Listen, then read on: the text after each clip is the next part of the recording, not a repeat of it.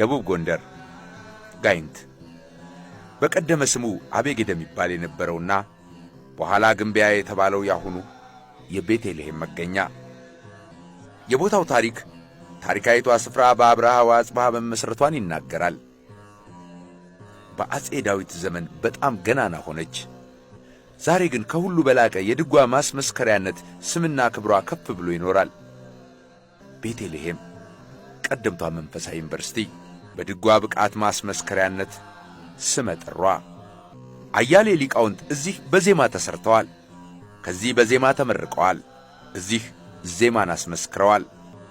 ከፍ ካለ ስፍራ አርፋለች። ከፍ ብሎ የኖረ የትምህርት ታሪክ አላት። ሊቃውንቱ እዚህ ተሰርተዋል።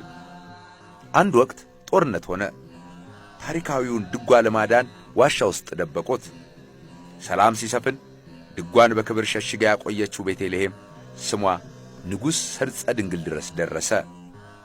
የልሳነ ዕረፍት አንድ ድጓ መጠበቅ አንድን ታሪካዊ ስፍራ ዛሬ ድረስ እንድትጠበቅ ምክንያት ሆነ።